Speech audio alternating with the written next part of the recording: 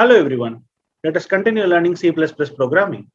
In our previous video, we discussed a lot in detail about string classes and objects in C++ programming. And in this video, we'll take a quick lightweighted topic, but again, a crucial component in C++ programming, which are called as namespaces. Now, the purpose of namespaces are nothing but namespaces allows us to group named entities that otherwise would have global scope into a narrower scope.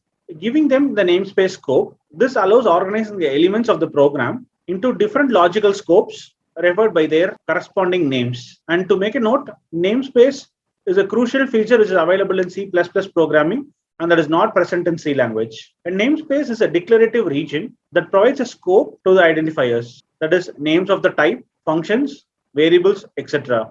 Multiple namespace block with the same names is allowed. All declarations within those blocks are declared in the named scope. Let us have a quick little example of how namespace works.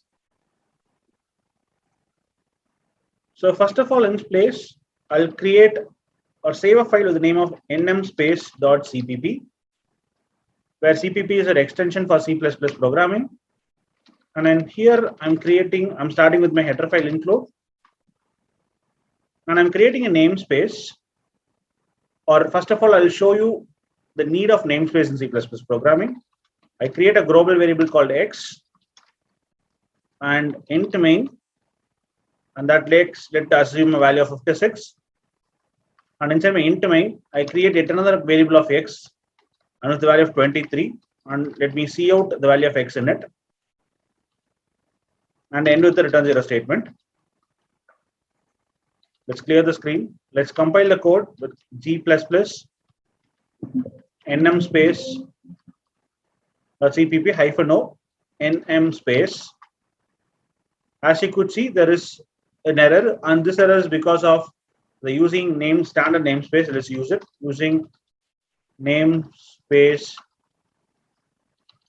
std. Let's clear the screen. When I compile it now, the compilation is successful. When I run this code,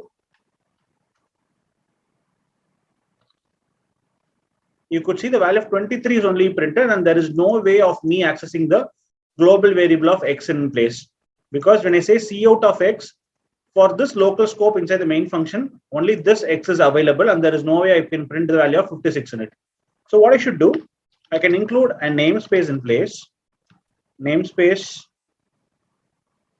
local, and within that namespace, I'll have this local variable of x. So if you want to access that particular namespace of local in it, so I can say cout in a new line character, I'll print local : which is basically a scope resolution operator. And in the local scope, I have a variable called x. So when I print it this way, let me compile it and run it one more time. Now here you could very well see I'll be able to access both the variables. So when I say cout of x, it prints the local value of x for this main function, which is 23.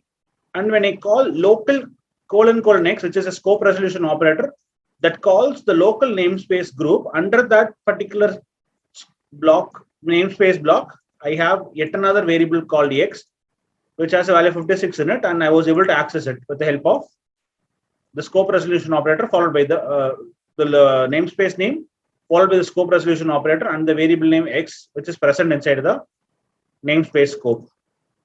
And this tells you, or this clearly shows you, the importance and the usages of namespaces in C++ programming. Hope the idea of namespaces is clearly understood. See you in the next video with yet another interesting topic in C++ programming. Thanks for watching.